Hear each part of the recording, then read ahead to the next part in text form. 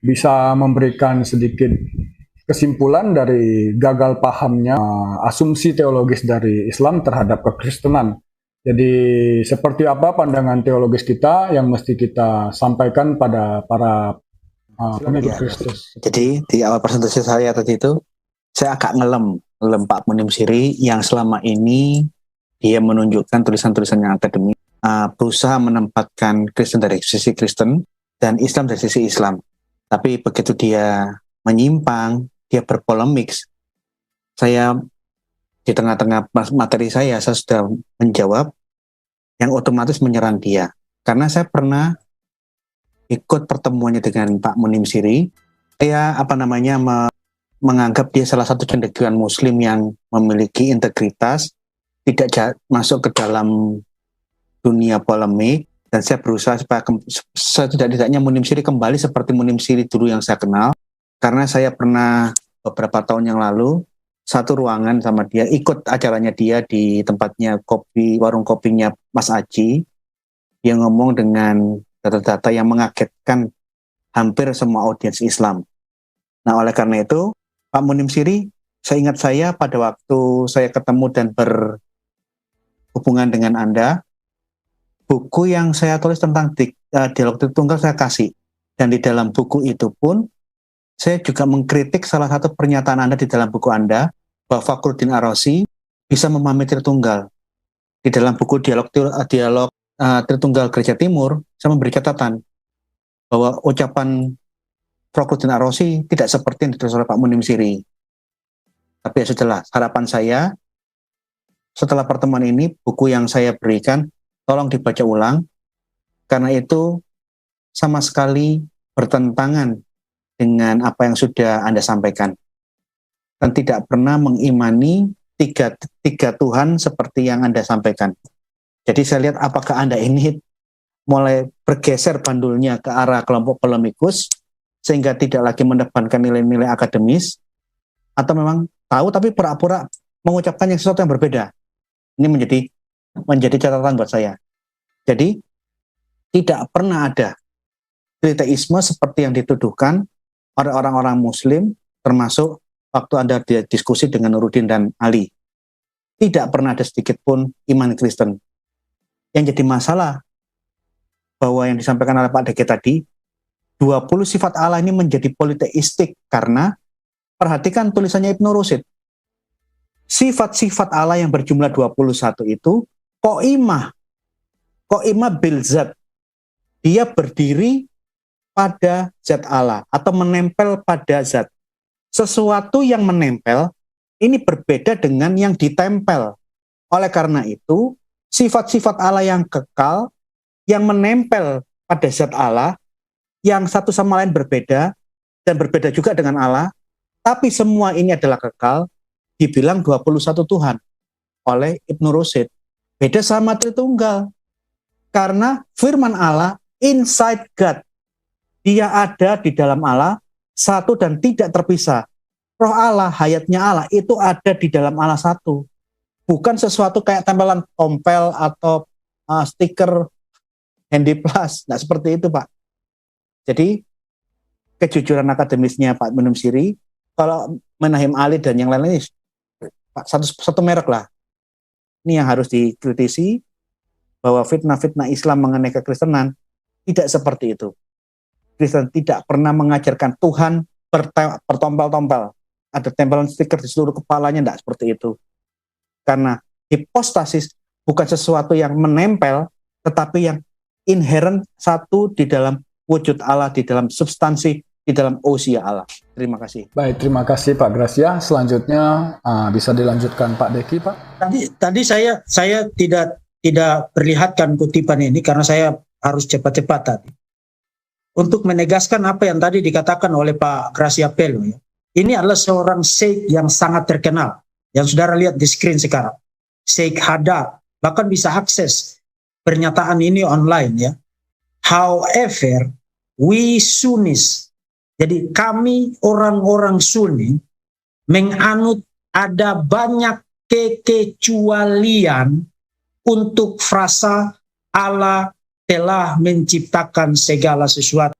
Karena ada divine attributes, atribut-atribut ilahi, dan mengatakan bahwa salah satu dari atribut-atribut ilahinya diciptakan adalah kufar. Nah, tadi Pak Gracia Pelo bilang ada 20 atribut kan? 20 atribut ini tidak diciptakan. Tidak diciptakan dan berbeda dari esensi Allah Subhanahu wa taala.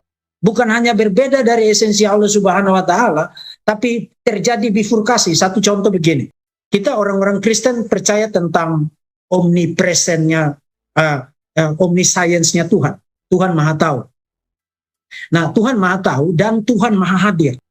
Tuhan Maha Tahu dan Tuhan Maha Hadir.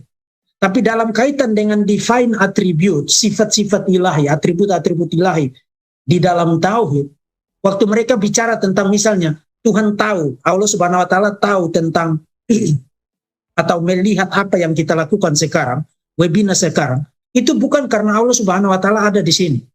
Tapi atribut of seeing-nya, atribut melihatnya itu ada di sini. Jadi bukan Allah Subhanahu wa taala yang ada di sini sekarang. Kita percaya bahwa kita di mana saja, misalnya pemazmur mengatakan, kemanakah aku dapat lari, pergi dari hadapanmu. Itu tidak bisa ada di satu tempat di mana Allah tidak ada di sana. Itu doktrin 101 di dalam kekristenan. Nah, Islam tidak begitu. Allah Subhanahu wa taala tahu apa yang kita lakukan sekarang, tahu, tapi bukan karena dia ada di sini. Atribut melihatnya yang ada di sini.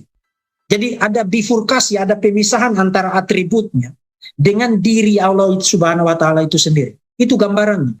Nah, kalau atribut-atribut ini terpisah dari esensi atau diri Allah Subhanahu wa taala, maka sekarang kamu sedang berhadapan dengan politeisme. Itu politeisme, dan justru karena itu adalah sebuah politeisme, maka muncul kaum Mu'tazilah.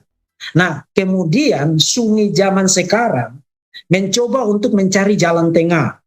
Jalan tengah antara lubang politeisme di satu sisi posisi tradisional dengan unknowable blank yang diciptakan oleh kaum Mu'tazilah. Mereka mencoba cari jalan tengah dengan apa yang tadi dikatakan oleh Hamzah Yusuf tadi, yang sebenarnya adalah sebuah kegilaan, sebuah irasionalitas. Neither the essence, jadi bukan esensi, tapi bukan lain dari esensi. Ya kalau bukan esensi, ya esensi. Kalau esensi, ya bukan lain dari esensi. Kalau you mengatakan neither the essence, nor other than the essence, itu adalah pelanggaran terhadap hukum logika formal yang bernama excluded middle. Artinya sesuatu itu tidak bisa ada di antara afirmasinya dan penolakan. Itu logical fallacy, itu kesalahan logika formal, itu irasional, itu kegilaan. Nah, kekristenan tidak punya masalah semacam itu. Kekristenan tidak punya masalah semacam itu. Karena doktrin Allah kekristenan itu adalah doktrin Allah yang kalau istilah sistematiknya itu orang sebut sebagai divine simplicity. Tidak ada bifurkasi antara esensi Allah dengan atribut-atributnya. Jadi dibedakan iya tapi tidak terpisah. Dibedakan iya tapi tidak terpisah. Jadi tidak ada bifurkasi itu. Jadi kita tidak ada masalah tentang tuduhan politeisme, triteisme seperti yang ingin disimpulkan oleh Munim Siri. Tidak ada masalah itu. Kekristenan itu sudah selesai doktrinalan. Sudah selesai doktrinalan. Bahwa di dalam sejarah itu ada bidat-bidat sana sini yang mencoba nakal dan menyimpang dan menyeleweng. Oh, di dalam semua agama itu begitu. Tapi rumusan konservatifnya, rumusan ortodoksinya sudah finish. Ya, silakan Pak Gracia. Ya. Di dalam keputusan Konsili Nikea itu ditegaskan bahwa firman Allah bisa dibedakan dengan Bapa, tetapi anak firman Allah itu homoousios.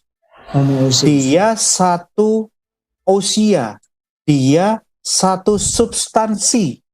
Sehingga di dalam keputusan Konsili Nikea penolakannya, barang siapa yang mengatakan firman Allah itu substansi atau esensi yang terpisah dari Bapa, dari Allah, terkutuklah dia.